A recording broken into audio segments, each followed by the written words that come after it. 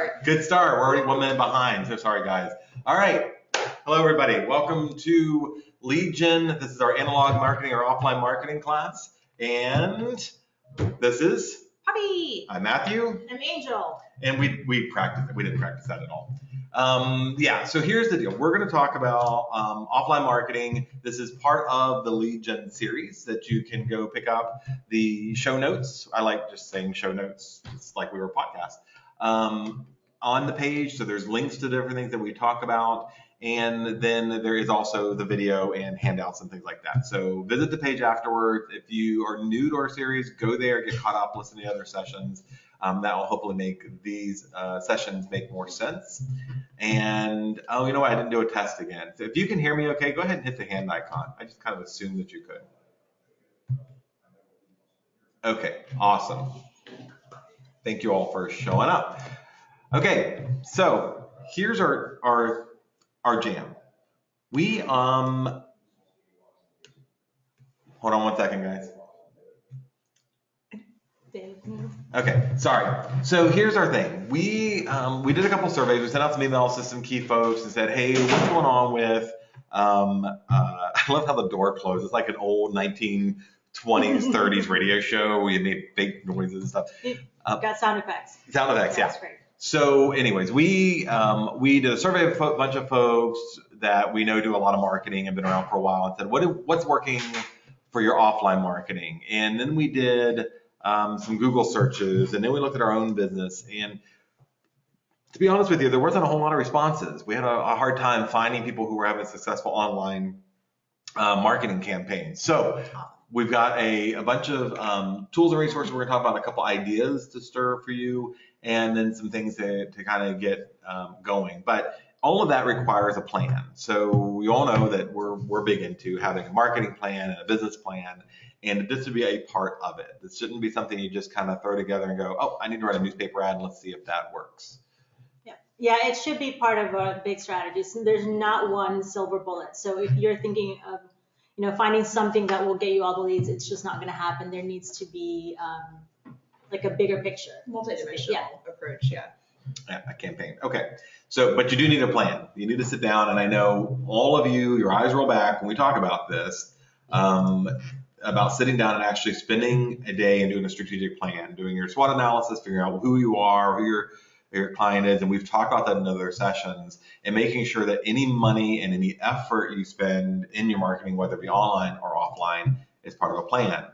And as a reminder, this is also part of the Hubs and Spokes. We do a lot of training about this in our social media and internet classes, where your social media platform should push back to your website, your blog, or if your main jam is your Facebook business page, that you push back there. Offline is no different. Every single offline marketing thing that you do should have a URL and some part of that broader plan pushing them back to one source. You should always be driving back to whatever your lead collection system is, whether or not that's online or offline. Whatever offline things that you do should be pulling them back in and following up with them and bringing them back to whatever your follow-up system is. Yeah. All right. So let's talk about guerrilla marketing. All right, let's talk about guerrilla marketing. So basically, guerrilla marketing is any marketing that you do that is low cost. It's really not about the money. It's about creativity. So what you want to do is strike the consumer at a personal level, but make it memorable for them. So it's a time investment. You do have to put some energy into it and really just to be creative. That's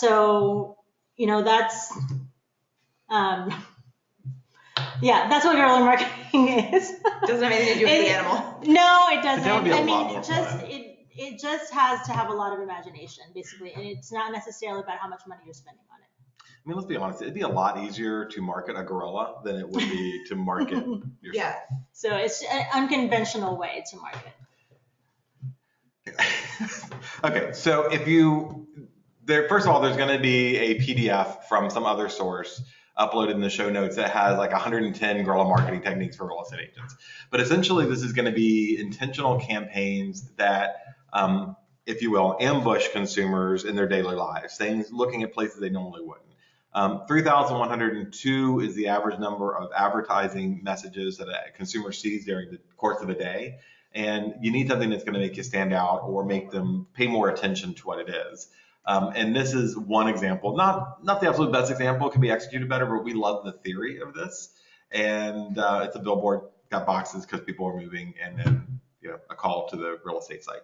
Mm-hmm. I saw a really cool, this is not completely related, but I saw a really cool guerrilla campaign that was just a bunch of different, it wasn't all like one particular thing. It was like stickers on the back of buses and like benches and things like that. And all it said was the dude's Twitter handle. So it was just @FastAgent. And like he had them everywhere over like a week. Mm-hmm. And then everyone was so curious about it that it was like such a random thing to just have that and no other information that it kind of sparked their curiosity. That's how it like kind of took off. So it doesn't have to be like elaborate and like super, a ton of money put into it. It can be simple and still just catch everyone's eye and get them interested. Yeah, there's been a ton of stuff that I've seen that just I go and look it up just because it's so ubiquitous or it's been in the area. But there's a lot of stuff. If you go Google, you'll see examples of some of this stuff. The big thing for this is, again, thinking outside of where the person's normally looking, but in their lifestyle, their flow, or what they're doing. All right, farming. How luscious does that look, guys? Don't you just want to eat some veggies? It's a great graphic. This is Poppy's backyard. We went and took some pictures of it. Okay, so here's the thing with farming. It's important for you to have a marketplace where you're going to consistently be messaging the same group of people so they can see what you're doing. With guerrilla marketing, it can be anywhere and everywhere, and you're trying to just get brand awareness and attention and get it in the flow of a bunch of people. Farming is a much more precise style of marketing, and it's pretty essential to what you're doing.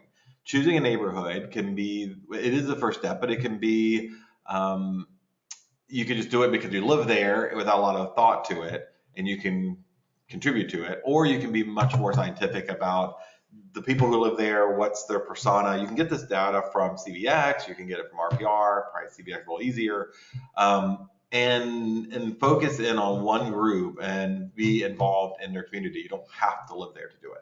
Right, but it is long term. So you can't, for example, send postcards to a neighborhood for 3 months and expect to generate leads. It's gonna take some time. So at least 6 months probably to see really any results, unless you live there and they already know you. Yeah. But yeah, so it's gonna take time, and that's something that needs to be a continuous thing. You're nurturing it for a long time. Also, when you're choosing a neighborhood, I don't know if we're gonna get into this later, but you can be very scientific about it, and I would to be very calculated about going into MRS, looking up how many homes were sold there in the past year. You can look up the turnover rate, how many people generally sell every so often, how many houses are in the neighborhood that you're going to have to produce marketing materials for, and then work that into your ROI calculations of, is this going to be worth it for me? Do enough people sell their home in this neighborhood in a reasonable amount of time that I can actually get a transaction out of this? Or am I just going to be sending people postcards for no reason? Right. And we are going to talk about the resource that you guys can use for farming a neighborhood later on, but it also needs to be memorable. So your postcards can't just be boring. I mean, it needs to catch your attention, like anything else that you do, really. So. Yeah. And it needs to be a combination of things too. All the things that Angel was just mentioning and Poppy was referring to, these things should be used in conjunction. So you can't just paper them with the postcard. Go ahead. Oh, no. Paper them with the postcard. Yeah, paper them with a postcard or flyers. You need to wallpaper them. Anyways. Don't do that. No. Yeah. All right. So a couple things. This is, for a while, I used this as a listing specialist. So everybody has a business card, and that's what you carry around with you. And you can look at different places like Vistaprint that will send you for $2.50. They'll send you 200 cards. And you get those emails all the time. But if you started to think about them as an opportunity to throw some plans out there and drop them off in places, it starts to form differently. So this is a listing specialist card, and it is only for listings, which would automatically differentiate you from an agent who just has their contact and throws it out everywhere.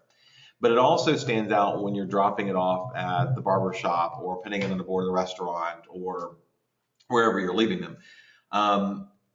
And this is not exactly always the well-received tactic, but if you're showing properties having your listing specialist card to leave at the house after you've shown the property, you never know. If that seller is frustrated with their current agent because it's been in the market for 9 months, they're interviewing other people now, and they see that that's what you are, the listing specialist, when they pick up the card, they see your bullet points, what you do different, they may call you when they're ready to hire somebody who can get their house sold. And again, having that in your wallet or your purse when somebody talks about selling their home and you hand them a card that delineates those special things that you have that you can do. And you can see on my card, I'm pointing to the screen as if you can all see that to illustrate my point. Sometimes I forget you're all not in the room with us. There's a website, or there's a page on my website specific to the seller that that's what I'm pushing them out to. So there's a couple things to get them there. The other one is using the business card just for the listing itself. So if you take a listing, especially if it's a unique property you know will be on the market for a while, go order some cards that has a picture of that house and some information about that property and the unique URL to it. Give it to the sellers. Hang on to it to yourself. I've seen agents actually go to association events and pass out cards in their listings. I don't know that that would work, but I've seen them do that. But mainly give it to the seller and say, hey, look, seller, you're going to run into people who tell you they're trying to buy a home. It's in your daily life, at work, at church, at your soccer game, whatever. Give them this card with your home so they can go to the website and get more information. If someone comes knocking your door, don't let them in the house unless they've been vetted and registered, because you don't know who they are. Give them the card with information on your home so they can check it out, and then they'll call us to sign up. So just a couple ideas with the cards. Yeah, if you need ideas for your own personal cards and like designs for them, Maddie Hussman has a really cool business card. Mike Curry does too, of like cool designs that you can do for your own self. Okay. I don't know. Just want to throw that in. Shout out to Maddie Hussman. You got a cool card. Oh, Maddie. You're getting the looks over here. Whatever. You're not getting looks. Lost my train of thought there. Just remember, you do have to have disclosures. You do have to have Coldwell Banker. Do not use my example here because the Coldwell Banker Elite logo is the wrong one. We got yelled at for that. We got yelled at for it. I don't stop using it, but I know I got yelled at for it because it's not. But the proper logo is on our SmugMug page. So yeah, if you go to elitescoop.com resources, the identity standards, there's a link to there to the SmugMug page where we have all the photos that you can use, local photos, and also the logo. Yep. So there's also these type of cards you can get at Overnight Prints for cheap, and even cheaper still at Vistaprint, because you're going to be throwing them out all over the place. Quality does matter in certain circumstances, but here we're trying to get our messages out, especially if you're doing one for your listing. Just get it as cheap as possible and send it out. Don't print them out on your home computer and cut them with scissors. That's horrible. Tinyprints.com also has some really nice modern designs if you're looking for another vendor. You're like a walking encyclopedia of online interweb marketing place. Moo Cards is my favorite. Moo's great. It's a little pricey, I think, for something like this, but they do have some great designs and a different style. So you can get a square card that's super thick. Yeah. They have some really neat. As much as that seems like a cheap, like, oh, I got a square, you know what I mean? It seems like a weird thing, but it does differentiate it. It stood out, you know. So years ago, I went to Moo and I paid the money, but I went all over Fredericksburg and took just a crap ton of pictures. And if you just send in your pictures and you can send a link to them, they'll take the pictures and create the whole deck will just be a different. Each card's a different area of whatever picture you surrendered, or as many as you can. Yeah. And they were high quality, and I got the ones that were super thin, so they're like half the size of the height of a card or width of the card, and passed it out everywhere. And people remarked on them, and I actually found them, like different businesses they'd gone up at the business, and I found them on the corkboard. I didn't put them there; that they put a picture of their business on the business card. So, anyways, all right. Expired listings. This sounds really traditional and really old school, and I get it, but it's highly effective. If you think about this is a seller who has been trying to sell their home, and they didn't get it done. The other agent didn't get it done, or they didn't get it done. And yes, sometimes it's a seller and they're unreasonable and overpriced and whatever, but they want to sell. This is a great opportunity for them. Or for you rather, to reach out to somebody who knows in the market and is trying to sell their home. There are some cautions. Poppy and I were talking about this earlier. So, I mean, there's definitely some benefits to being very aggressive and going out, and it says, must be done on the slide. I would definitely do it within the first day or two of seeing them come on the market, but you can get a little bit too overzealous and sort of offend people. You have to kind of be very particular in the expired listings that you choose. If you know and you have like a good relationship with the person who listed the home, maybe don't go after them and say, oh, sucks that your horrible listing agent didn't get your home sold, because they're going to report that back to them and it's going to be terrible. But if you have concrete evidence that, yeah, the pictures aren't great and that they didn't really try that hard to sell the house, go for it. I mean, that's obviously, you can do a better job.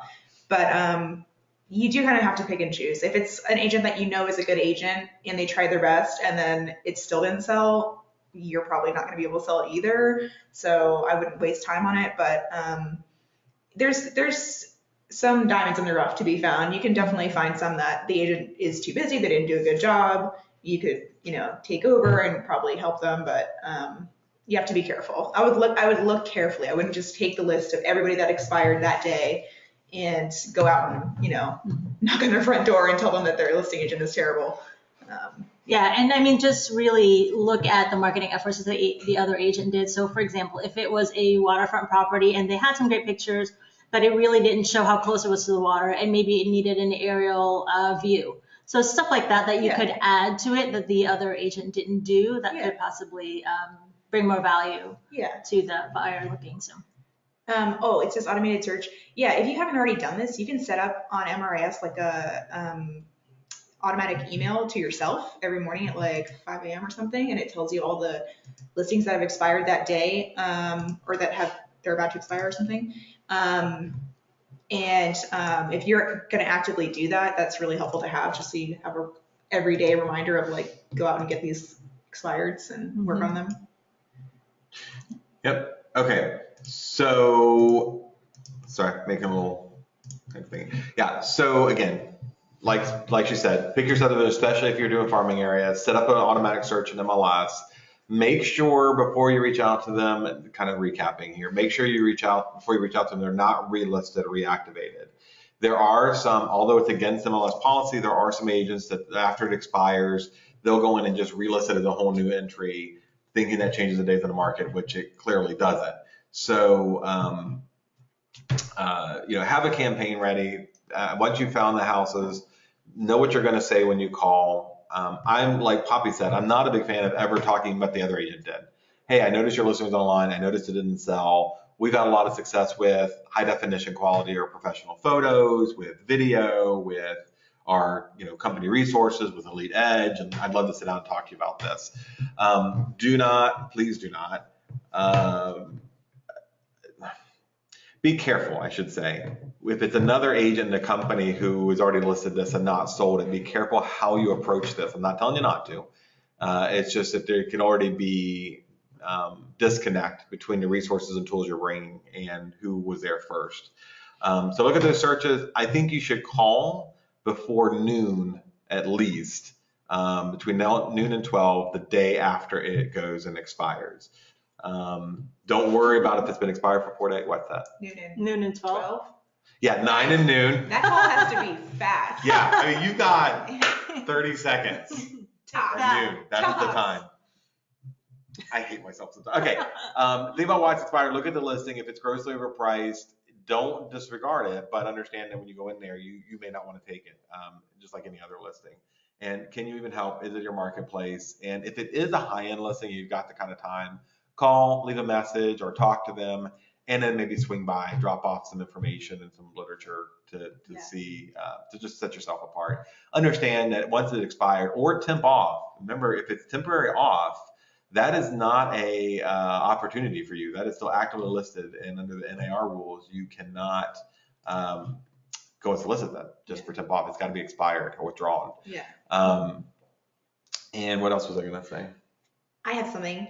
So when I was doing this for the 1 week that I was doing it, because it involved a lot of driving, I would make my list and then go out and I would drive to each of these places and like knock on their door, leave a little handwritten note, because I couldn't find their phone numbers a lot of times. So I would go to their house and, but I would have to make sure I would literally get up on like MRS or HomeSnap or whatever, the house, before I walked up to the door, because sometimes it would be relisted that fast. So if I walked up and then, I mean, even though I spent like 30 minutes driving out to wherever, I would still check and make sure so that I didn't offend anyone. I didn't like approach anyone whose listing was already back on the market. So yeah, I would check. If you don't, I mean, if you're driving around, obviously just check before you go in, but yeah. And also, the other thing on expires, and I honestly feel all of you should be picking your territories, and this should be a routine during the week. Not everything in the entire county is staffed for Spotsylvania or city, but in the market area that you serve and you know well enough. But you also need to know that when you do get that seller, there is a better than average chance they don't even know. They don't even know that the house is. It's always good to burp when you're in the middle of a video cast. It's just it's stylish and call yourself out. It's classy, really, really. All right, so when you're calling them and you're chatting with them, they probably don't know they're expired. You're going to be the first person to call and let them know, hey, your listing agent sucked and it expired. It shouldn't happen to anyone, and I've had more than a few of our agents call and go, I can't believe all these people call my client. It only expired for 6 hours. It expired at midnight. It should never happen. You should have something on your calendar reminding you 30 days out to start working on that price reduction and relisting and keeping the listing rather. But they don't know, and that's a great opportunity to go, oh, I'm so sorry your agent didn't let you know that your listing expired or maintain your listing.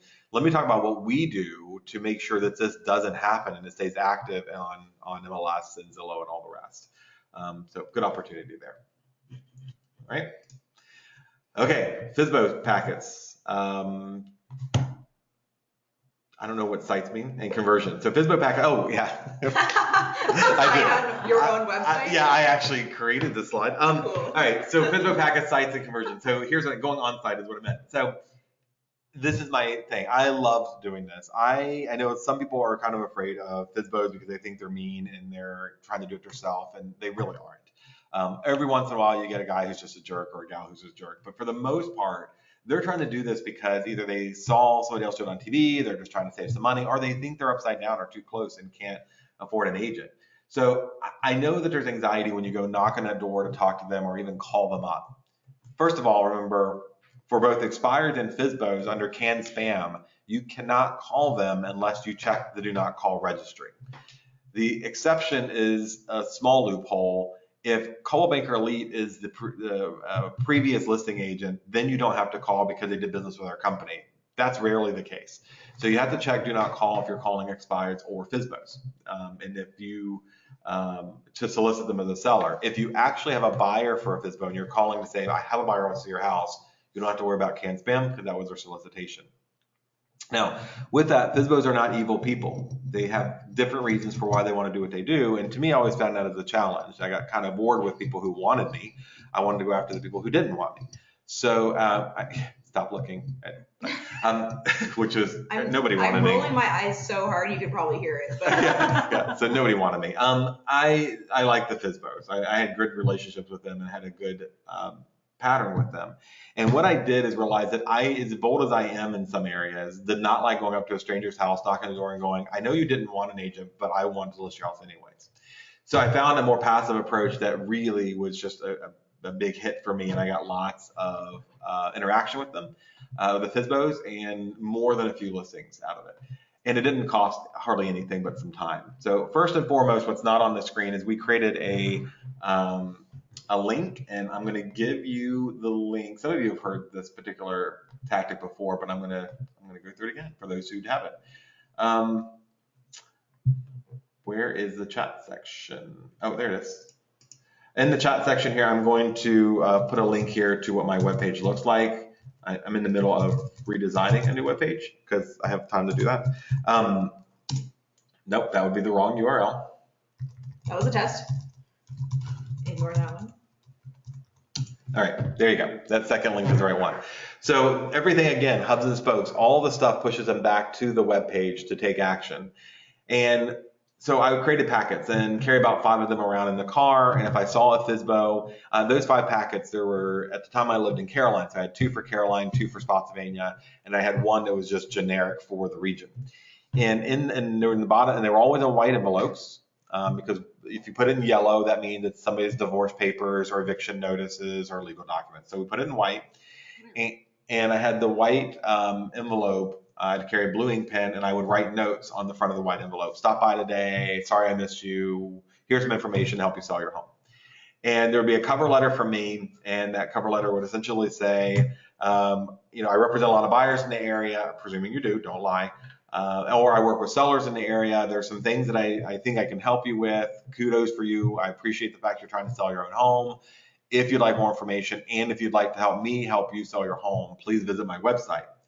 So that would be the cover letter. Then I'd have a summary of documents in there. Here's some documents you may not have known are required for successful transaction: residential property disclosures, vendor information, contract, something that works in Virginia, and I would make little annotations to that.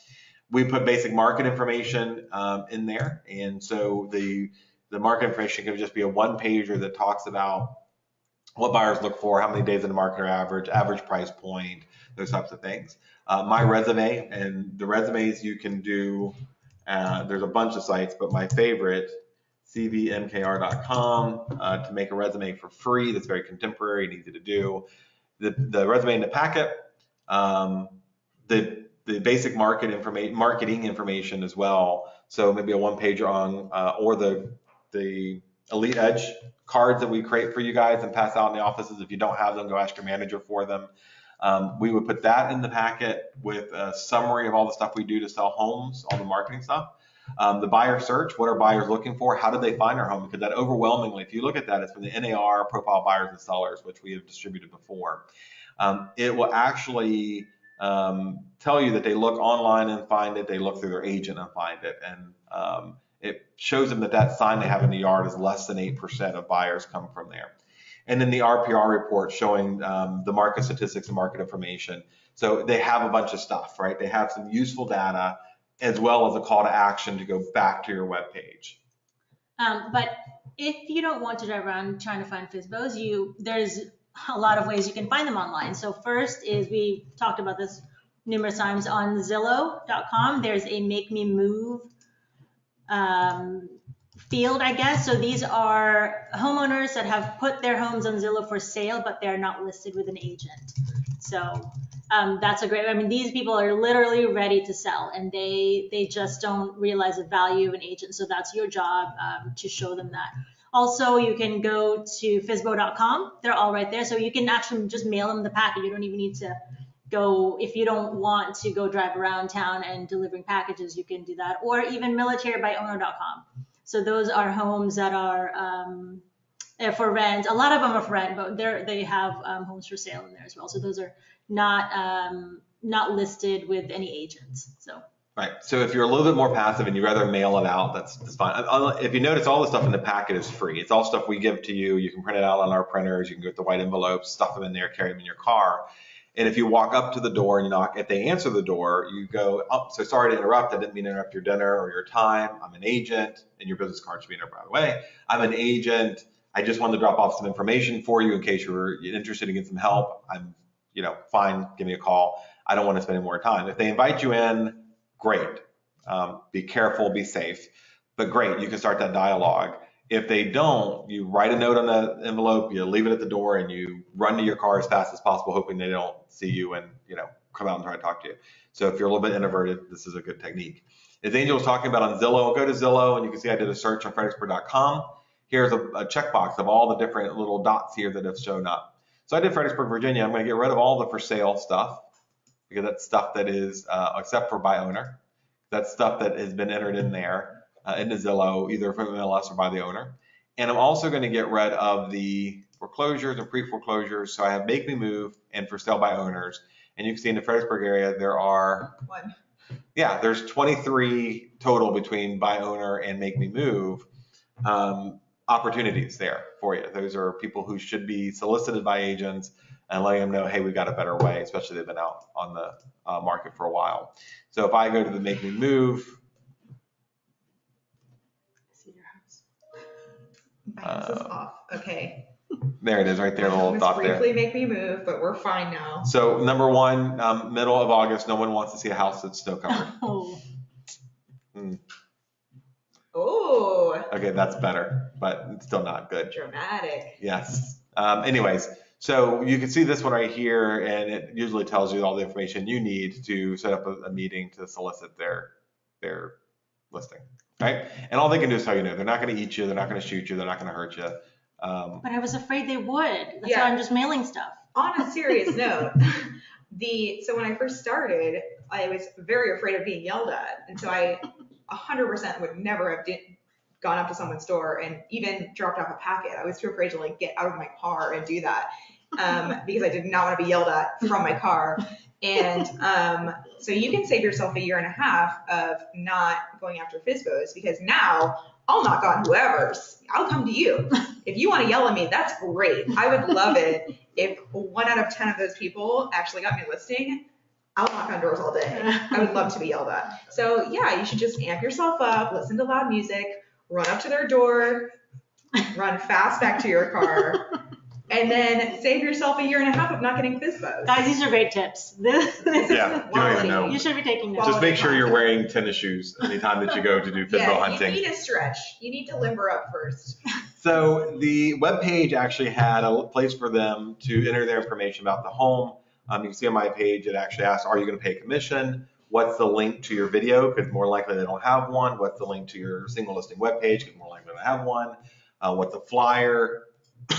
Can you mail me a flyer? And they don't have that stuff. And it's that asking for those things is a reminder that they don't have it. So, and asking them if they'll pay a commission, you're going to find out the vast majority of FSBOs are assuming they're going to have to pay a buyer agent a commission. Not all, but most. All right, open houses. Open Our houses. open house queen. Go ahead. Oh, my goodness. Yeah, open houses are pretty cool. Not a whole lot of people will show up to them, but the couple that you do get in there, you know for a fact that they're looking for a home. So even if they're not gonna buy this one, they walk around, oh, I don't like it, sorry. That's not the end of that conversation. That's exactly when you start going, oh my gosh, I have the perfect one that I just thought of. I think you're gonna love it. Are you free next Wednesday? Let's go look at it. Are you working with an agent? Do you need help? I can send you some links. You know, that's exactly when that conversation starts, when they don't want that house. If they do want the open house, awesome. But generally, that's not where you're going to find the buyer for that property. It's where you're going to find leads elsewhere. So I usually use every opportunity that I can for a conversation like that for people that actually come in. And of course, I always make videos in any open house that I do. And whenever someone comes in, I try and capture their information in my little Open Home Pro app and make sure I follow up with them. Depending on the interaction that you have with them, I would definitely tailor it to their, like how they vibed with you or whatever. I know that's like weird to say, but I found a lot of success in being like radically compassionate with people and like just listening to like, if they, you know, oh, we're moving because my mom is sick and she has to move in with us. If you send a follow-up note that mentions their mom and mentions like, you know what, I know you're having a tough time. Here's a Starbucks card. You know, I love meeting your kids. I'm going to be at this and that, whatever event on Spotsylvania Town Center. You know what I mean? Like if you are actually like listening and paying attention, that's going to make so much more of an impression than just like, thanks for coming. Here's a $5 Starbucks card and no information about them at all. What? I think it's amazing the power of a Starbucks card. My mom's passing away, and Nebraska's passing away, and you're sending me a $5 Starbucks card. I'm like, I feel so much better now. I can buy 3/4 of her Frappuccino. But you know what, though, they appreciate it because what you're doing is you're building a relationship and not just being like any other agent. I had someone text me back like 2 weeks later and was like, oh my gosh, I just got the card. Thank you so much. Like, this is awesome. I'm going to remember you forever. Did you get a text like that? I don't think so. Anyways, it works, guys. It doesn't have to be a Starbucks card. Maybe they like crafts and they mention that to you. I'm so sorry your mom is sick. Here's some yarn. A Michael's card is what I was thinking, but sure. Okay. Anyway, okay, her point isn't lost. Her point is being compassionate. Radically compassionate is actually a very cool phrase. And I think we're going to do a class on how to be radically compassionate. That's actually kind of cool. Yeah. I do like her phrase there, just the Starbucks card doesn't make me feel better. Everyone loves Starbucks. It appeals to a lot of people. But it's $5. That's not even a whole drink. It's better than sending flowers to someone's house. That's weird. Okay, anyways. Okay, so open houses. I want to tell you, and I know Deb Ellis is on this and she's laughing right now. I have turned around on open houses. For many, many years of my business practice, I did not participate in them. I didn't host them, and actually would talk the seller out of them, saying this is a good way for somebody to come in case your house is still all your amazing stuff. But the statistics have significantly changed because of the consumer finding them and planning for them online. They're going there. They don't want to talk to an agent per se or a buyer agent. They just want to go chill at the house for a couple of minutes, see what's out there, and then leave. And as Poppy said, they're a good opportunity for buyers elsewhere. I'm not a big fan of using your listing as buying bait, so you should have every intention of selling the house. But we see agents now are spending, doing a proper plan and not just on a Friday going to an open house and putting some signs out, hoping people stumble into the property. So there are some good techniques. If you aren't sure, we've done some training on this before about how to properly execute.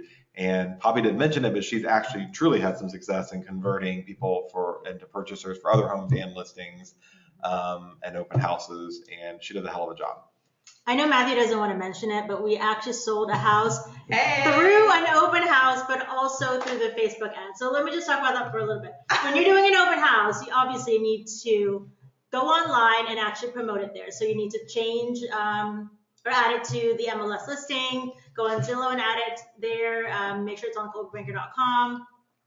But we also we have a listing that's currently under contract that we sold because of an open house. We literally created the buyer for this house based on the Facebook ad and the open house. So we went on CBX, looked at the buyer profile, and when we did the open house, it did an ad targeting those people. So the price point was at $380. We made sure that their income level was enough to qualify for the home. And CBX will give you all this information.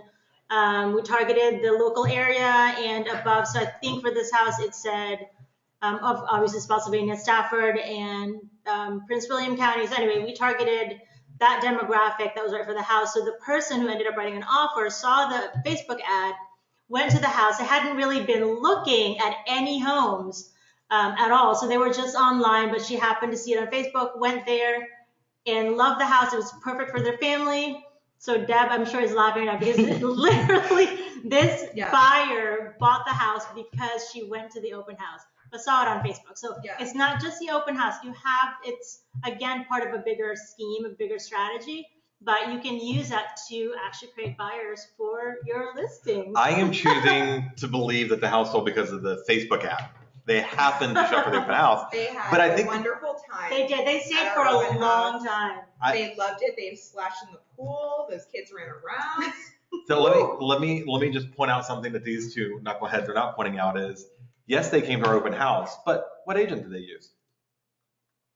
Yeah, they did not use the open house agent. Well, they used an agent one. They had from the past that they called up. So Deb Ellis, stop laughing. It was not a complete success story. I didn't take personal offense. I loved that the house sold. I had a great video out of it for my marketing. Yeah, but no, and it was. Yeah, Poppy actually did videos there about being out there at the pool and talking about it, and there were lots of views. And if nothing else, it's good brand awareness. But this open house, especially the scenario that we're actually talking about, if I say scenario, is that like paying data or data? Or bagel or bagel. Scenario, I think is okay. So the open house is a great example of marrying the technology with the online and offline stuff that we're talking about. It was pushed out on the Facebook ad using the CBX data to know who to target. It was having a great agent, Poppy, at the open house to handle these folks. And yes, ultimately they did have another agent that they worked with, but it worked. All of that stuff came together, and this is not the first time. Matter of fact, we've seen this happen over and over, and Poppy does a great job of using the internet to get them in there in person. All right, changing gears a little bit. Meetup.com. Actually, I meant to move the slide elsewhere, but meeting people is a good way to build your sphere of influence. Meetup.com is a great way to go find groups in the area. It's free. You can go put in whatever your interest is. I will tell you that the largest group I could find were the Wiccans and Warlock group. So if that's your jam. They have houses too. They have houses. They all live in houses. Do they live in houses? I always like this thatch roof kind of hovel in the middle of the woods. That's like is that just Middle like Earth or something? Okay. What are you talking about? Hobbit houses. I mean, that's awesome, but whatever. But there are other groups. There's photography groups. I love the Circle of Confusion photography group that they have. But there's small business groups. There's computer groups. There are gardening groups. There are knitting groups, believe it or not. Because if there's anything that's more interesting than sitting around knitting a blanket, it's doing it with other people. They meet at Wegmans and they look lively. Yeah. Can I just say? So you actually have to be interested in these things to actually join the knit group. If you don't know how to knit, don't. They're gonna sniff you out. They're gonna know. So I did, and they have their own community. So getting involved in the community, that could be your farm. If you don't want to be a neighborhood, it could be these people in these groups. Years ago, I used to participate in the Green Drinks group, which are people who were very green, home oriented. And I, at the time, I don't know if I still am. I think I was the only person who had the green designation at the time, but it was actually a pretty big group, and we'd go out and have drinks and chat with them. And yes, we got a few listing and buyers out of there. So meetup.com is a great way to do that. Partner with area employers. And this one slide, we actually have 3 totally different views on how to do this. So I'll let you guys start. Okay, my idea is, I don't know where I heard this, but basically, I'm sure everyone gets those like value pack envelopes of coupons that area employers and businesses mail out. So those, I heard that you can, if you approach them, you can find out what businesses are most likely to work with you by looking through and seeing who is in there that is already spending money on mailing out these coupons. You can go approach the business owner and say, you know, how about I go in,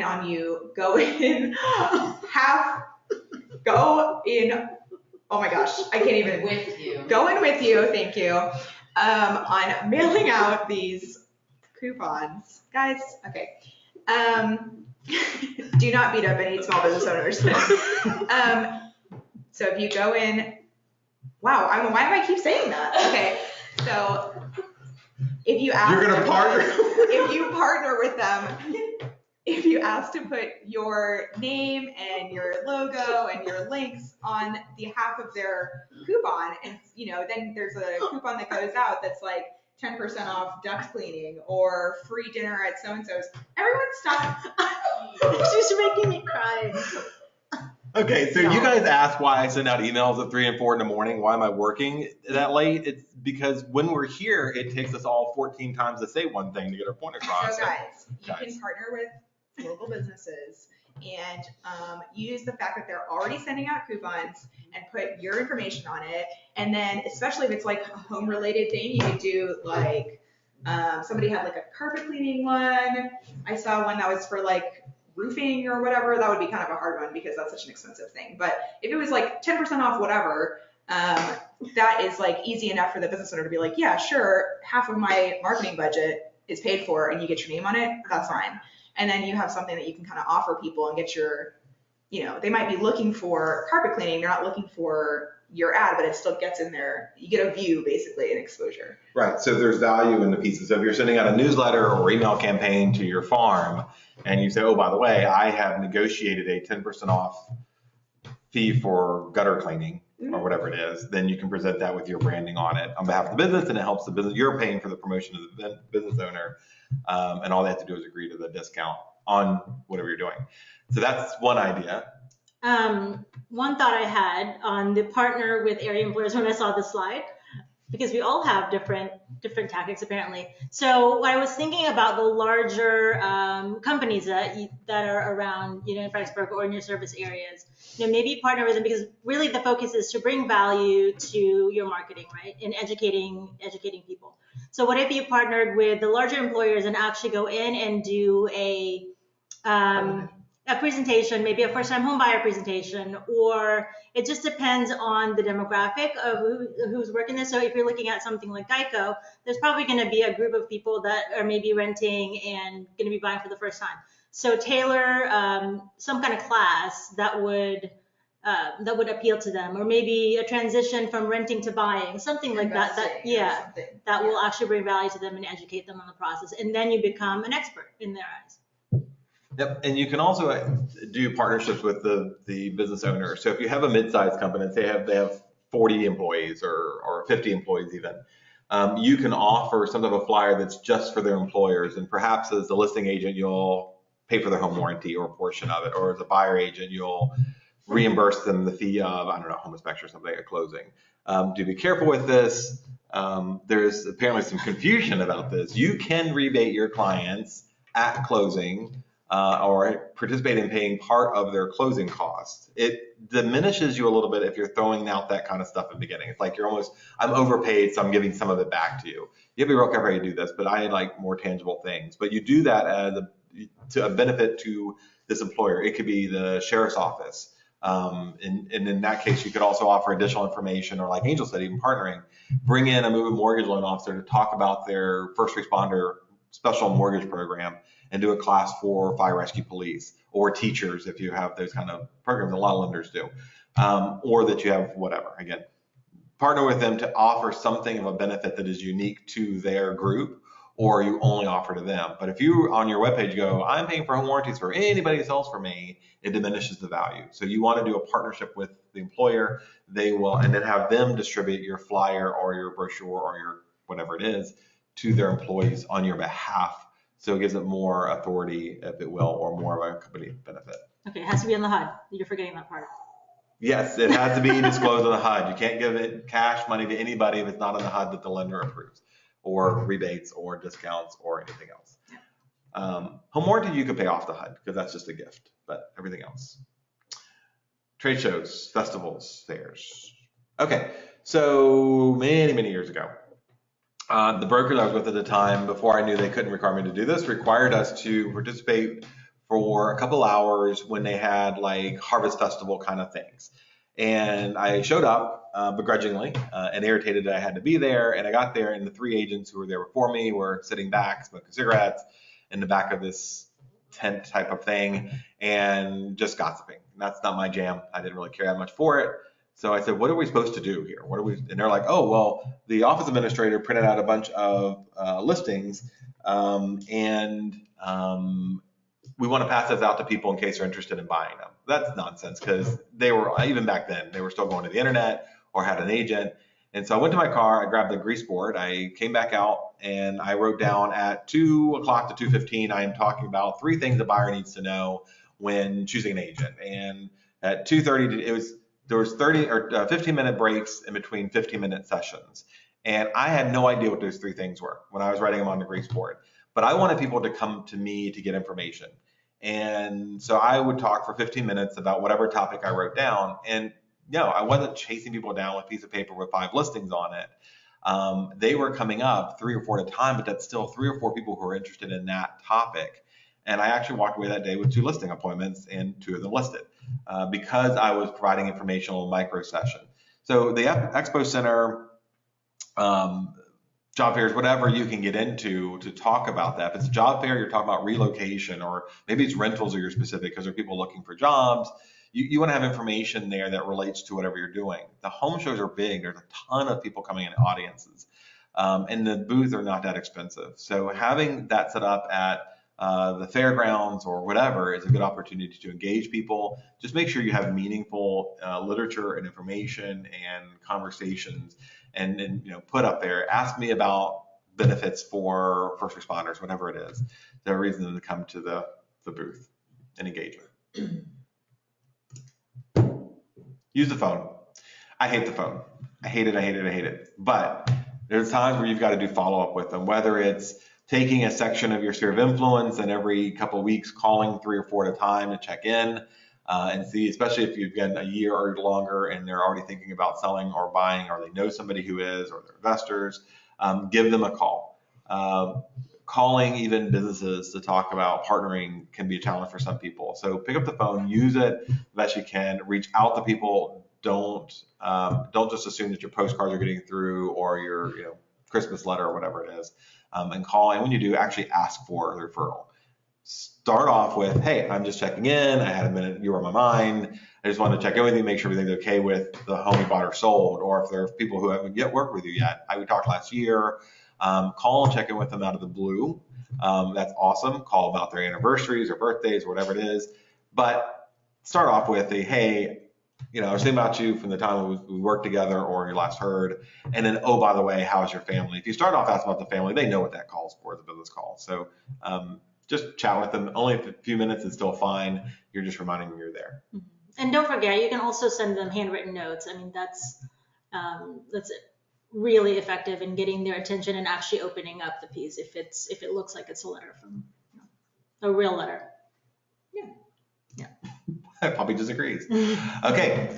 She's no longer speaking today. I'm on board. I've never done a trade show. If you need to go in on your past clients and get them to give you referrals. Hey. All right. So, you gotta be aggressive. That's right.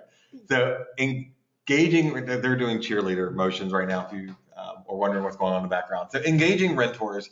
So if I'm sitting, this is a good flirty renters. If this is a good flirty thing. So you're sitting there, you should be using that time wisely, right? And just kind of blowing through MLS or chatting about whatever's going on in the world or weather, or is not a good use of your time. So if you want to engage renters and convert them to buyers, set up a couple things. Just like the FSBO packet, have some of this stuff pre-done. Have a letter explaining the benefits of homeownership. If you don't know what they are, go to realtor.org, do a search on renters to buyers, and there's a whole toolkit there, including sample letters and dialogue and talking points and stuff that's already been done for you.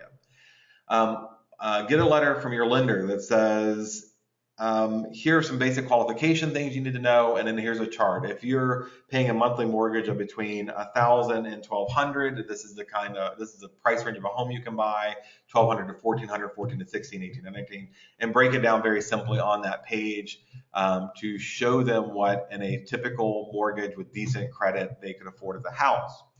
Again, so your letter of benefits of home ownership versus renting, a letter from the lender showing them what price range of house that they could have.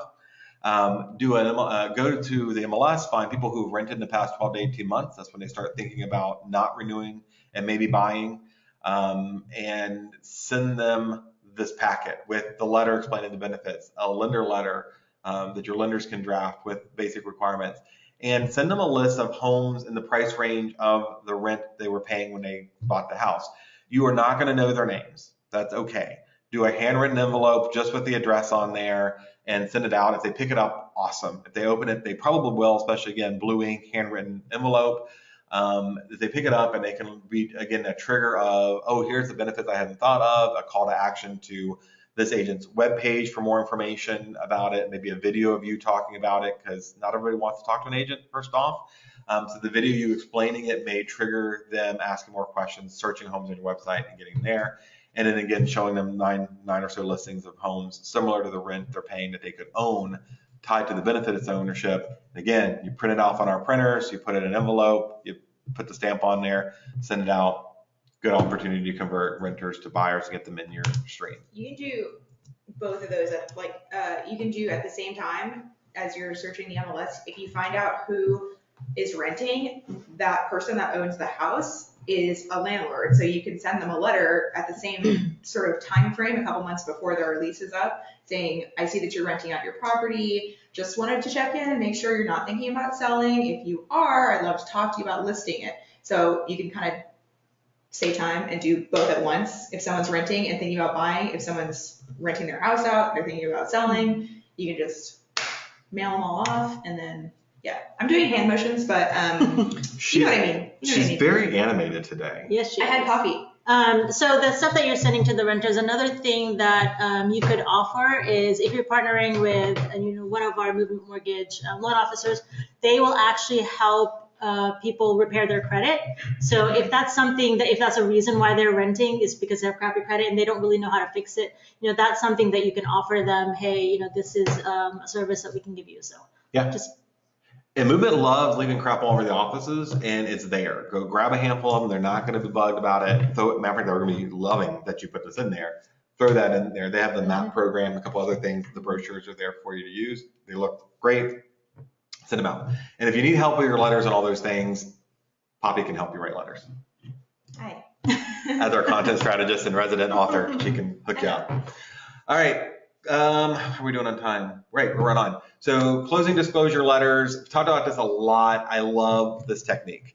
One of the biggest failing points of agents is that we know 89% of buyers and sellers that come upon completion of the transaction will say, I probably or definitely would use my realtor again.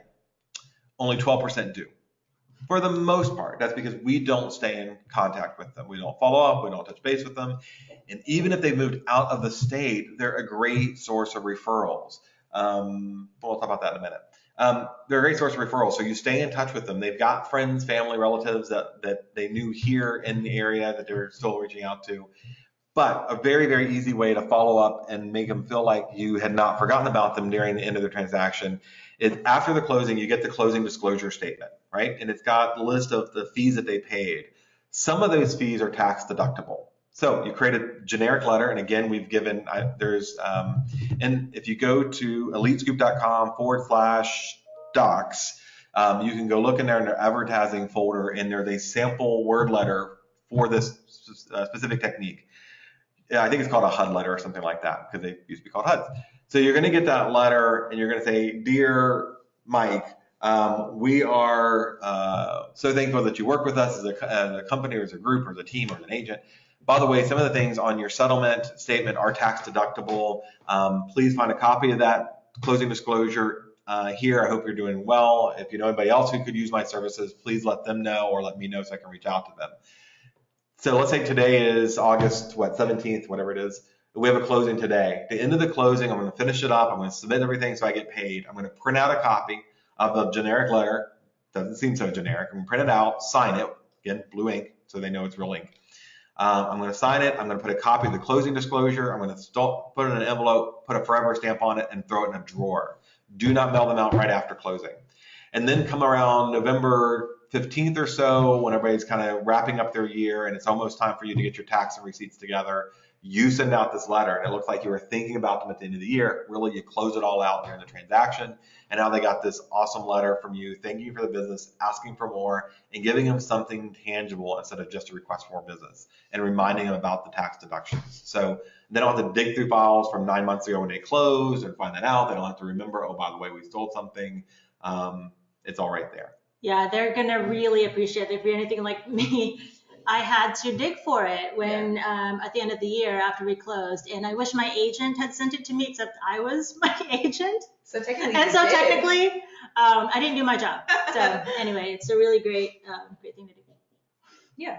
I don't know if you're going to mention this, but in a similar vein, I've heard of people dropping off like a year after closing, dropping off like a couple 9-volt batteries and saying like, "Hey, just a friendly reminder, change your smoke alarm batteries out. I know you closed a year ago. Happy close anniversary," or whatever, you know. Close anniversary. House anniversary. So cute. Close anniversary. Yeah, no, that's awesome. Swag. Swag is awesome. Brand awareness. Who among you would not wear one of those Deal Saver shirts? I know I would, for pajamas every day of my life. So Poppy's recommendation is we buy pajamas for our clients. That could never go badly. All right, look, here's the deal. We see and we get solicited by a ton of vendors who are like, buy our fly swatter, buy our pins, buy our bags with your name and branding on it. I'm not sure all that stuff is quite worth the money that some of it costs, but it's not bad to have some of that together, not to mass produce, but to do your face-to-face follow-ups. If you're just stopping in at their office and remind them, hey, by the way, I'm still alive, I still do business. We'll talk about face-to-face follow-ups in a bit. But just to have some of that stuff in hand, maybe a couple little bags, goodie bags with stuff in there in your car. I think you have to stick with stuff that people are going to use. So right now, everybody's buying those, what are those little circles that go back of your phone to prop the phone in? Yeah, the fidget spinners. But I'm talking about the back of the phone. Pop socket. Yeah. I don't have them either, but I know a lot of people do. Yeah. So Kelsey's here with us, making sure we behave, and she's got one. They're becoming real popular. So buy a bunch of those with your name on the circle of them, and have them available. Hand them out to clients at closing, so they have something on their phone, or again, your face-to-face follow-ups. The chapstick, the ink pens. Ink pens are pretty popular because they do stick around for a while. But things people are going to actually use, toys kids. Oh, you know what you should do with the ink pens? Give them to a bunch of waiters and waitresses because they're going to love you. And they're going to steal them. Someone will steal them. So there you go. That's actually a fantastic idea. It is a great idea. I just thought of that. Wow. We're making notes of the marketing we're now going to do. Marketing genius. Yes. No one wants a candle. Yeah, and make sure that a candle, I'm going to throw that away. The second it touches my hands, do not give anyone a candle. That's so annoying. Yes, but anyway, when you pick a restaurant, make sure it's a nice restaurant. So, like a Sedona maybe. Yeah. We're not talking Ruby Tuesdays here. It needs to be a $50 entree type of situation. Those people can afford a new house. Anyway, I think we've gone downhill. But okay, newspaper ads. Go ahead, Amy. Newspaper ads. So don't willy-nilly just write put a newspaper ad out there. honestly, the return on investment is crap. You just said it willy-nilly. I swear to gosh, you turned into an 80-year-old right in front of me. That's okay. So there has to be a reason for the newspaper ad, right? So whether it's for an event and a really good call to action, they're really expensive. You can reach way more people doing online advertising than you would newspaper ad. Maybe 5 people will see it. So there has to be a reason for it. It's in here because it's something that agents are always thinking about, and they think that the sellers want, but really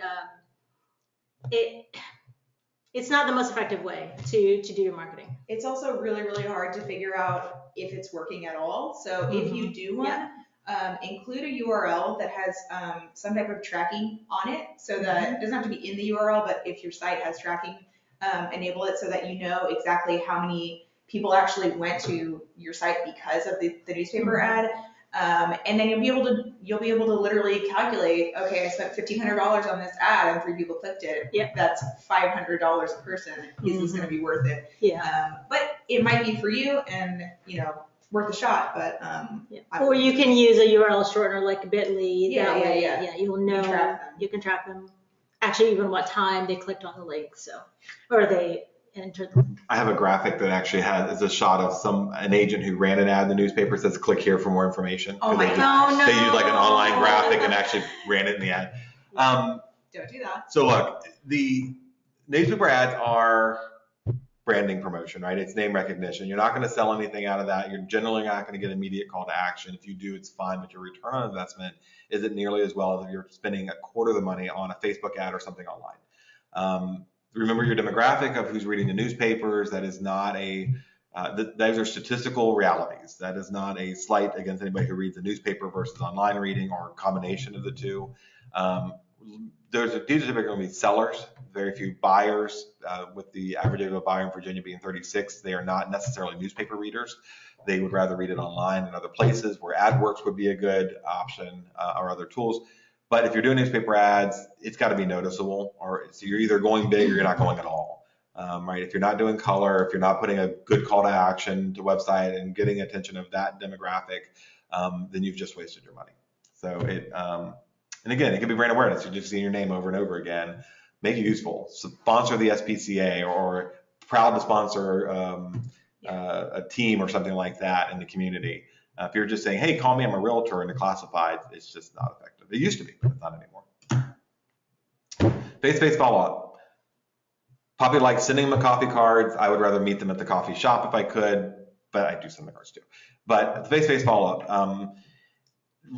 Now, I know people call them pop-bys and a whole bunch of other things, and some people have said, oh, stop by somebody's work. If I'm in the middle of my work day and you stop in and interrupt my workflow, probably not going to get my best attention or response. But if you call and say, hey, can I swing by and take you to lunch? Can I just grab some coffee with you before work? I just want to check in. Great. If you do have a personal relationship with them, and a lot of us have made friends out of past clients, this is awesome. If it's just a client that you kind of worked with, they did new construction, you met twice, and now it's maybe a little harder and less useful. If they're getting your newsletters in your cards, again, all this goes back to a full system and marketing plan. These are far more effective. If it's somebody from a church or a civic group or your kid's baseball game or baseball team rather, and then you call up, it makes more sense. Do be mindful that you're not setting this up as a date or something. So if you're a dad and you're calling some kid's mom from your softball team and going, hey, can we do coffee tomorrow morning? Just be cognizant they don't think you're there for business, right? And if they say yes, hey, dude, you're in, whatever. But you'd want to be more careful about that and be conscious that people are assuming, especially, well, at anybody anymore, assuming that it's maybe not business. I just realized that the dude in my picture here doesn't actually have lenses in his glasses. Oh yeah, because there's no glare. Yeah, so that's very hipster. Actually in the office thing, you mentioned in the beginning, yeah, it would be super weird if you came in and like dropped off something for one particular person, but I have heard of people bringing like a big like Panera box with muffins and stuff like that to a whole office and being with their card and all that stuff and like sponsoring in air quotes their like sales meeting or something like that. That might be more effective than like dropping by your I think so. A house anniversary. So so I'm going over to visit my past client who a year ago bought a house, and I bring to their office pizza for lunch and just dropped it off. Yeah. Then that person's going to talk, oh yeah, that was my agent, and anybody else who's looking to buy or sell. So great, awesome. Handwritten notes. Can't talk about these enough.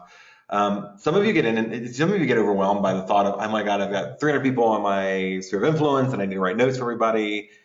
You have all year. Do not try to write all 300 notes over the weekend. You're going to get hand cramps and, and you'll never do it again. A couple times and you'll never do it again. But I mean, if you're watching Sunday night, you're watching Walking Dead, and you want to do 4 notes, right? You pick 4 people on your list and you just send out those 4 notes. It's awesome. Try to make them a little personal or something you remember about them. And it doesn't have to be lengthy. You don't have to write a letter. Just, hey, I was thinking about you guys. Hope your family's doing well. If you know anybody who's looking to buy or sell, have them give me a call. I hope little Timmy's doing well after, I don't know, eating porridge. I have no idea where that went. Yeah. So whatever it is, just a quick one little note or something you saw on Facebook should be the trigger too. If I'm going through Facebook and I see that someone just got pregnant, a little handwritten card out there saying congratulations, getting married, getting divorced. Congratulations on your divorce. I don't know. They're probably happy about it. Whatever it is, send a little note and just congratulate them on it. Whatever reason you can, find it. Don't sit down and just obligatory notes for 300, 400, 500 people. And if you make a little note, keep a Trello list or to-do list or an action list, sit down on a Sunday night, write 3 and send them out. Yeah. I wouldn't blankly send anyone, if you're going to waste 45 cents or however much it is now on sending them a handwritten note, I would not send anyone something that was like, could be sent to anyone. You know what I'm saying? Like I would add personalized. Yeah, there's no point in sending someone a generic thing they're going to throw in the trash. Wait until you have something to talk about, or a little bit about, And do not use stickers. Do not use. We love referral stickers. Those are ugly, and you can write it out, and it's way more meaningful. Just say, by the way, if you know anybody looking to buy or sell. Yeah. No. And also, people think they can't send handwritten notes to like their out-of-state cousins or whatever. I mean, always mention referrals, I guess is the right way to say that. But the fact that you can still help them and still, even if they're not in the area. Yeah. I hate that you're so far away, but just so you know, that type of thing. Mm-hmm. Postcards are awesome. All right, so we have a relationship with Corfact. It's brand the block we were pushing. I don't know that we've done an effective enough job of telling you. We've created campaigns you guys can go do. If you don't want to sign up, you don't want to do a routine, you just want to do once in a while, you want to do one every quarter, whatever it is. We've already designed the cards for you. You can go send out whenever you wish through the system, or you could do the campaign. But you could also do just listed, just sold. You could do call to action. You could send out. We talked about swag a little bit. We didn't probably talk about this. I'm not a big fan of sending out like the Redskins calendar. First of all, if I want to calendar my sports team, I'm going to their webpage. I'm clicking a link. It's going to add it to all of my calendars so I know what channel, what time, and who they're playing. And I'm not going to go to a refrigerator and look for crap. That's nonsense. And recipe cards, that's what Pinterest is for, right? I mean, everybody is using those much more immediate digital platforms. But if you were to send me a card that had the local high school football team, that seems more personal, such that I have kids playing there. It's something that I can't as readily find online, and I may post that somewhere so there's that name recognition. The postcards here, you can also design and add your own content. So if you wanted to go get the Riverbend High School football schedule or tennis schedule or whatever sport your kid is in or you like, and send that to people in that market area in your farm, way more impactful and useful than the generic thing that they see from 1,000 other people. And it's hyper local and reflective of what they're looking for. Mm-hmm. What's great about Corfact is historically when you're sending postcards, it's really just brand awareness. This is, hey, this is me, this is what I offer, and that's it.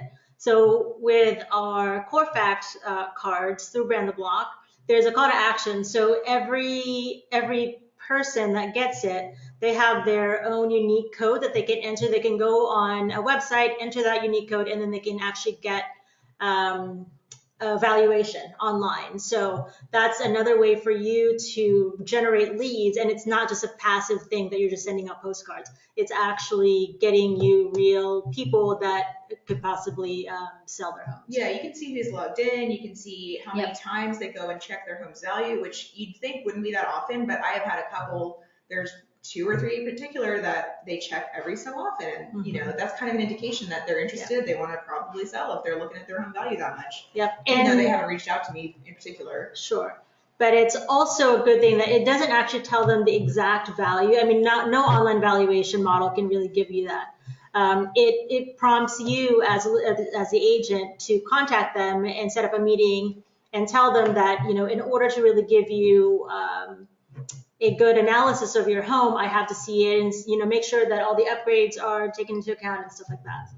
And do remember that contact from them, you don't know where they are in their buyer or seller journey. So they can call you and ask for market analysis and still be a year out from market. Matter of fact, the open house story we told earlier, it was 11 or that's longer than that. It was over a year. I think it was 13 months or so before they called us back after the initial listing presentation before they actually sold.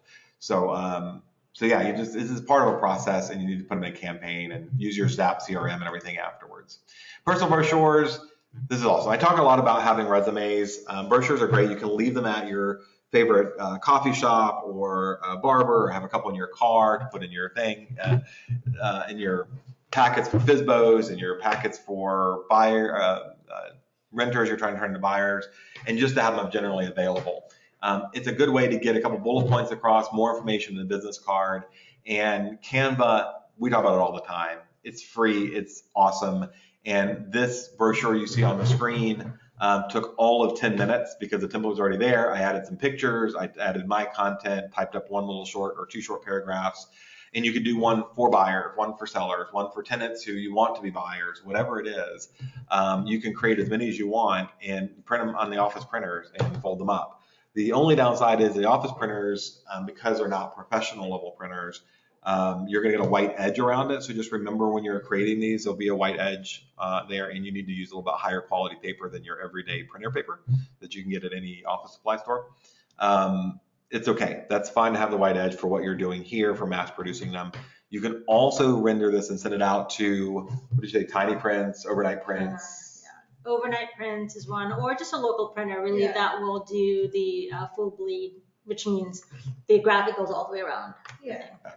But those are fine. Again, this was a 10-minute creation. I click download and boom, I've got a brochure.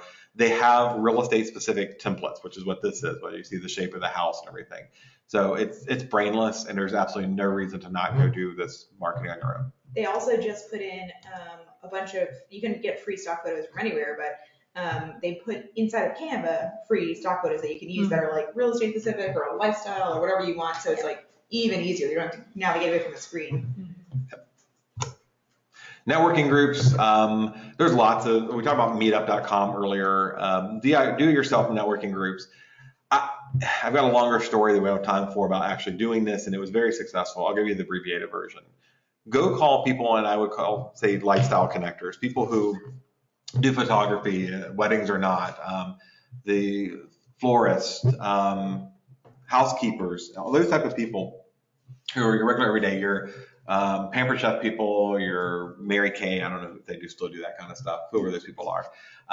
Go call those groups up and just say, we're going to do lunch once a week or every other week even. We're going to do it at some reasonably priced place.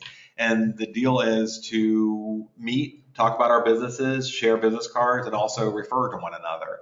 B&I does this at a higher level. It's more expensive. They typically only target like attorneys and doctors and higher level business people. I didn't have such a great experience with that because I wanted to wear my blue jeans and I didn't want to pay $60 for soup and salad at lunch. And so I went and did my own thing. And we actually at the time met at a average restaurant, and I managed them at the time. It was on Google or Yahoo groups. Now I would use Google groups. And you get to be the center of this, right? You're the coordinator. Here's the restaurant. Here's the date. Whoever shows up, shows up. You pay for your own lunch. And it's just a great way to kind of make a new group of friends. Just be careful. If you're meeting with your home inspector and you're asking them, they know a bazillion other agents. You want to find your handyman and those type of people who are your regular everyday service providers who typically are being asked to do stuff for us and not asked to meet with us as peers. And you're going to find a lot. The small business owner, the dentist who's just starting up, whomever, could be a great source of business for you. Hosting a party? I just saw Teresa Davis did a really awesome one. I don't know if it was recent or not, but I just saw it on her Facebook, that she had an open house, but it was like at night, it was like 6 to 9 or something. And it was at a cool house that had a waterfront deck. And so she made the most of that and had a band playing. She had a barbecue company come in, and it was like a party basically that people actually wanted to go to that were her friends. But at the same time, it was inside this house that she had listed for sale. And so it was a lot better way to get people in the door and show them the potential of the house. It has this awesome deck. They can take pictures. They'll tell their friends about it. So if you're thinking of like creative open house ideas, that's a really cool one. Mm-hmm. I actually saw one of those ridiculous HGTV shows where the house was in New York City, really, really outdated. Everything was 80s. And the owner didn't want to do anything. So he had an 80s party at the house, which is totally amazing. Yeah. I mean, that kind of, plays into how fun he is as a real estate agent, but also brings people in a fun way. And I would actually go to that. Yeah. Yeah, absolutely. Yeah. We would not, I think we're in agreement, we would not go to a LuLaRoe. No. Don't sell me anything. Yeah, I don't know. You can get more people in the door probably, but at what cost? You're just pissing people off by inviting them to this thing that they're going to hate. I don't know. So having said that, I would probably go to a Pampered Chef party, right? So if that was part of the thing, and maybe you're hosting it at your client's house, save your client's contact, the Pampered Chef contact, my contact list, and then I would organize and send out invites and those things to all 3 of our lists because I now also have their list of names to add to my database, but I wouldn't do that on a routine basis. And some people, but just be clear what the intent is. Yeah. So don't invite them to a party and then, oh, by the way, there's some, what does LuLaRoe sell? Leggings. Leggings? Yeah, here's some leggings in the corner. That's not gonna go, but have some wine and cheese. Yeah, like a wine and design party or something, or like something that's like a fun activity. The wine and art thing at your client's house, or just to get more clients to celebrate. Past client parties are pretty popular, and you can find people who will donate and contribute to get to that. Yeah. Thing. Community newsletters, speaking of this, if you're going to do things like Corfact and business cards and you're going to farm, even if you don't live in the neighborhood. Yes, I know most of them are getting on Facebook, but you can still call attention to things that you want to talk about, positive things in the neighborhood, throw in a little bit of real estate, but the rest of it's lifestyle stuff. Did you know about the 472nd coffee shop that's opening downtown? Yeah. Do we really need a coffee shop for every citizen? I don't think so. But the coffee shop, it could be storm preparedness or getting ready for school, or where's the best deals, or where's the cheapest gas historically. I don't care what it is. You could also make sure you pull that letter back to your website, but that should be part of your campaign. And you can get sponsors. You can get your loan officer to run an ad in there to help offset the cost of postage or whatever. You can get a bunch of stuff. Some of the content is already created for you in lots of different places. I agree. Community listing flyer, especially if you're working with buyers and it's in your marketplace. You could create a flyer, send it out to the non-owner occupied properties in the neighborhood. People do like their neighborhoods oftentimes if they're renting there. They may be interested in buying, but if nothing else, it shows the market that's going on in there, whether it be, again, for your non-owner occupied, if you're targeting buyers, or even for other sellers, and just gives them the kind of comments of what's going in there. You can use FlyerCo, which is everybody has access to. It should take just minutes to copy over information from 3 or 4 select listings in a neighborhood, and then you can send it out to them or add it to your newsletter. This could be the back page of the newsletter you're sending out, again, using FlyerCo, so you have nice and contemporary formatting. If it's not a CBE listing, make sure you do give credit to the company and agent who listed that particular property as you send it out. The listing flyers, you can include it in your company newsletter, community newsletter, where, it just shows all the homes that have sold maybe in the past 6 months, but you can also do your own analysis. So we all get the market reports for the area, but you could do one for the community. You can say, last year it has increased by this much, 10% year over year. So I just give them something that maybe they're not going to get from anybody else. So. And if you didn't hear it the last 2 times, you can put this in the back of your newsletter. Oh, he said that. I should probably pay attention. All right, closing gifts. We've talked about this before. I get asked the question a lot: is there a cap or amount of money that the maximum we can pay in closing gifts? You can only deduct $25. There is no cap on how much you can give as a closing gift. A couple great sites are Harry and David, Loop and Tie have some awesome stuff. Think about your client. Don't just give the same thing. And me personally, I don't like giving it at closing. I like having a reason a week later to remind them I'm still thinking about them and give them the gift after that. Plus, by then I've got my commission check, so I'm paying for it out of that as opposed to other monies. It's just part of what I budget in that closing. I try to make it extremely personalized, like everything. I don't have all the many transactions, so it is incredibly easy to keep track of who is involved. And for my closing gifts, I include, I'll get dog toys. If they have dogs, they have a kid, I go to the Target section of that age appropriate kid toy thing and I get a kid toy. And, make sure that it's something, if they're, I had clients that moved halfway across the country and they were driving there from Chicago. So they were going to get there and move into their house at like 10 p.m. at night. So I put in the house their closing gift, which was like granola bars, stuff they can use on the first day, trash bags, like things that you need in your house to live in it, but you don't have because you drove across the country and you just got there. So even though that's not like a high-end fancy thing, they appreciated it because it was like they needed it. So and Starbucks cards. So Starbucks cards. You know what I did? I put in those little Starbucks bottles because I knew they wouldn't have like coffee maker in the morning. So I thought about it. Nice. Or if their moving day, you can buy them pizza so they don't have to worry about getting food for everybody. Yeah, that's so nice. I would love that. Yep. HOAs. If you've got an HOA in either where you market or not, it can be any HOA. Ask if you can do 15 minutes on just the market stuff or information on what community changes are going on, new developments around the subdivision. That's stuff that people would be interested in. And the HOA president would probably be happy to have an expert, a real estate agent, to come in and chat with them about what's going on in their environment. Again, market statistics are always good to get in front of them with that. But if there's a county ordinance, like what's going on with the sign ordinance or what's going on with road widening, if that's planned, and researching a little bit. Again, 15 minutes is all you need. All of us should be able to maintain a conversation for 15 minutes about real estate. And then if you guys want more information, visit my website or give me a call or here's my business card. I'll leave them on the table. So again, it's not hard to get to know. You just have to take the effort to find out who it is and ask. Buyer and seller classes. This is stuff you guys talk about every day. 5 things the seller needs to know when picking an agent to sell their home, or 5 traps that sellers should avoid when selling their home.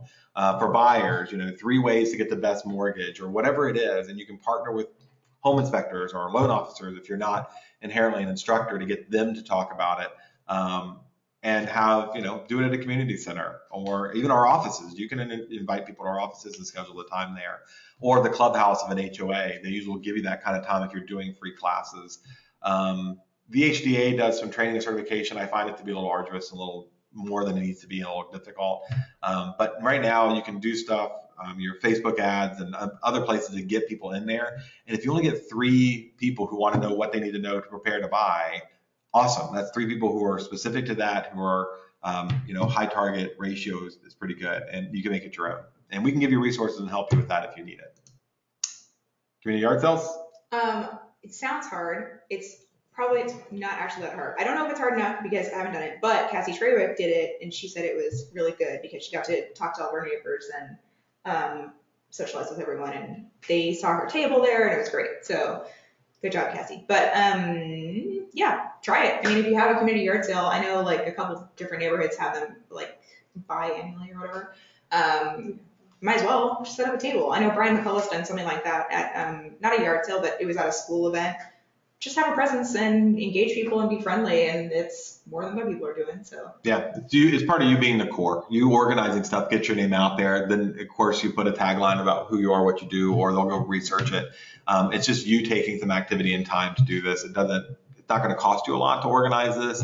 Maybe going knocking on the doors and letting them know, and just having a branded piece, sponsored by Poppy at Coldwell. Yeah. Just a reason for them to stop by your little table and chat for a minute is more interaction with them than you would have had if you just sat home. So may as well. All right, sponsoring sports events. These are getting less and less expensive because they're getting more and more desperate for sponsors and boosters and such. It is. It's hard to get money for these groups and the schools and everything. And we're as a company, we're sponsoring James Madison. James Monroe Hornets? basketball team basketball team. We know what we're doing. But for $250, they put your name and stuff on all the schedules and cards and handouts. They're putting it on the jerseys. I mean, $250 is amazing. It's way cheaper than a newspaper ad. And all those parents are going to see you as someone who supports their kids, and that branding is out there all over the place. So far less expensive oftentimes. There's places for $200 you can put a banner up on the field and sponsor the games or the teams or whatever. Super inexpensive. Families who are hyper involved in stuff are looking for, do business with local folks who sponsor their It's just a great charitable thing too. Yeah. I mean, it's not just all about getting your name out there. It's really helping the community. Yeah, and if you think about it in that sense, it's just one of your 33 or however many touches that you need. Yeah. That's one more time they saw your name, one more thing, and then you can, get karma. So our intent here was to give you some ideas, to let you know about some stuff we've seen that's going on that has been successful. That people You have to do them all. But you do not have to do them all. Matter of fact, every time we do this class, we get the feedback that's so overwhelming. It's not. Pick one or two things that resonate with you that you would be good at, that you can do, and start there and then just add and add and add. But you've got to do something. I prefer for you to start with a plan. And if you need help with that, contact your managers. That's what they're there for. They coach you through and help develop meaningful and creative marketing plans.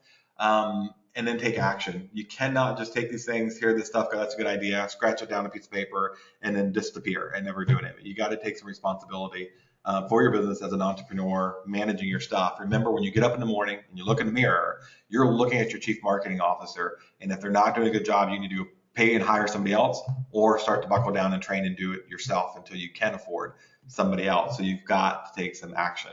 We're super thankful that you spent some time with us today, whether you did this live or you're listening to the video. We had a lot of fun. We hope you had a lot of fun. Thanks, guys. And we're out. Thank you so much. Bye.